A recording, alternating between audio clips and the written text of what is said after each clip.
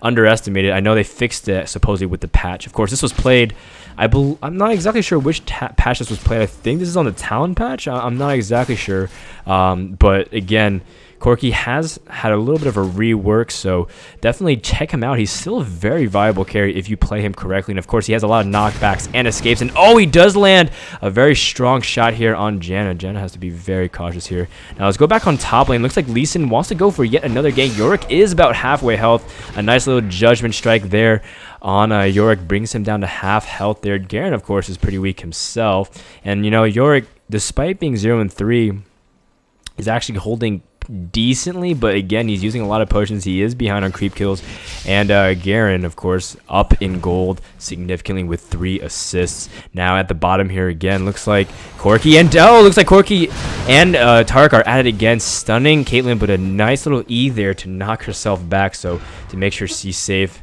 In the middle again, we do have a little bit of action here. So, you know, for when you're in this position with blue team, when you're falling behind, you have to start getting some really nice ganks, because again, you're off the scoreboard. You don't even have 1 kill for your team just yet, so it's kind of up to Udyr, but it's kind of hard since his jungle keeps getting invaded. Look at that, Lee Sin already dropping another ward.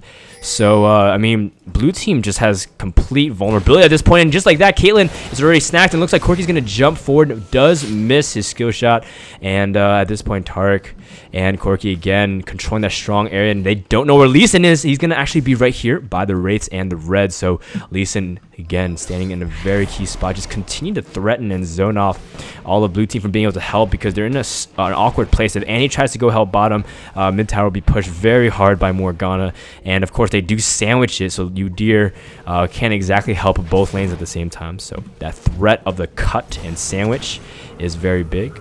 Meanwhile, looks like again nice little zone off here. Ooh, doesn't want to take too much damage from the tower.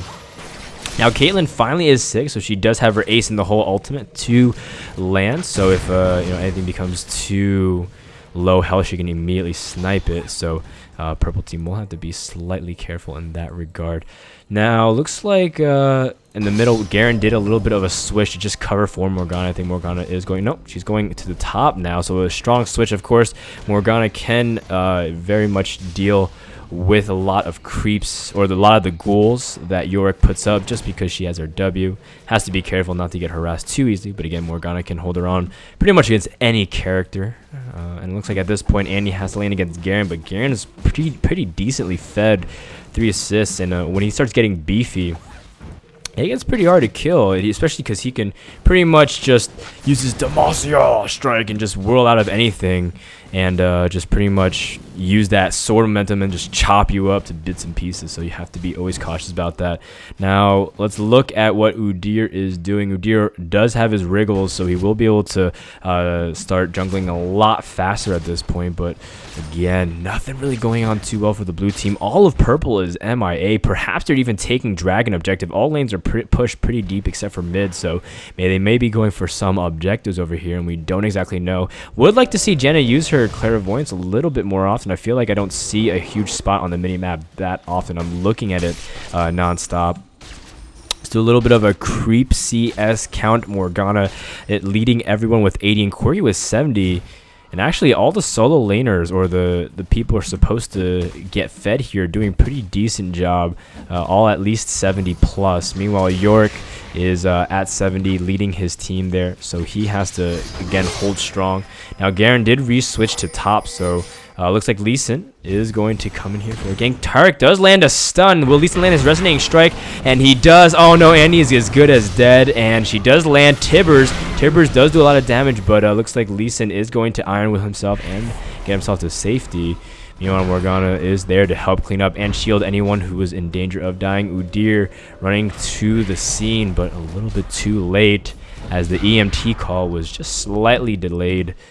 Andy was telling her the address, and her phone number got a little bit caught up there. Now looks like Morgana pushing this tower very, very heavily. Puts up her black shield, unable to get ganked.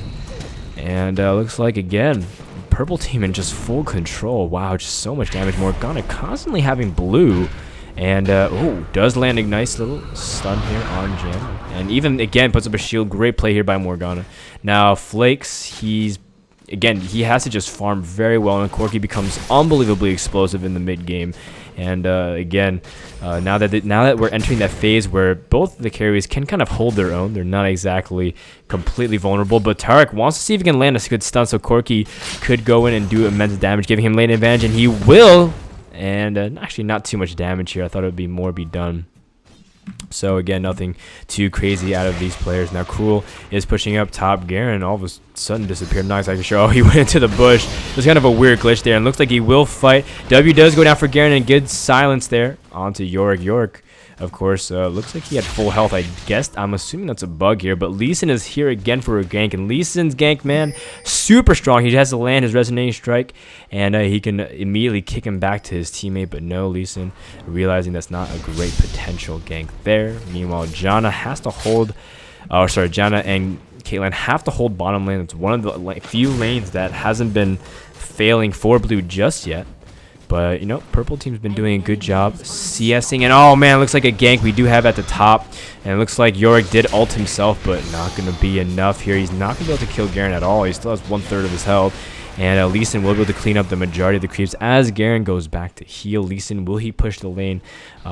He probably will be able to do a significant damage. Instead, chooses to back. So the score is 0-7. And at this point, Morgana out CSing Annie. I'm assuming she is. Yes, out CSing Annie very significantly by 25. So Morgana way richer. And looks like bottom is starting to push the tower. Janet with a nice shield on the tower just to prevent Corki from being able to poke at it. And at the same time, though, again, they do have wards at bot, so Lee Sin hasn't been able to gank. They do land a good CV there, seeing Morgana, so Morgana can't exactly land a nice Q and stun. Instead, Garen is going to hold mid while Morgana is trying to roam their jungle. And again, we're going to have to follow Udyr. Udyr has to make a play for anything to start happen, because again, they're losing their lanes pretty badly, and the way to get back into the game is to have some really strong ganks, maybe even trade 2 for 1, and if you can keep trading very favorably, you have to give up one person. Definitely a good job there, but Corki just starting to again push very heavily. Now again, Yorick, he's holding his own, but again, just every time he has to watch out for Lee Sin, man. Lee Sin has been constantly coming to the top and ganking. I mean Yorick's 0 and 4, and that's majority reasons because of those first 2 early ganks. And oh man, looks like Morgana actually follows up on that kill, and looks like she gets the double kill, or not the double kill, but both of those fall. Tarek gets a kill there. Actually, a little bit of a blunder. You don't want to actually seal your kills as support. But at this point, Purple's winning so convincingly that it may not even matter, as Morgana not getting the double kill is big. And now Udyr making a play here with Annie, trying to see if they can snipe the mid tower. But Morgana is coming through bottom river by Dragon. Has to be very cautious, but they should be able to get this, as this tower is now down to just 50 health, and there it goes. But Morgana is arriving to the scene just a little bit too late. Doesn't really have the good support to do too much damage. She shouldn't be able to get this kill, as Corki is here with her, but again, Annie does flash away, so burning her summoner there. And Morgana is chasing, and this just kind of shows you the confidence of Purple team. They're up so much that Morgana can just waltz into the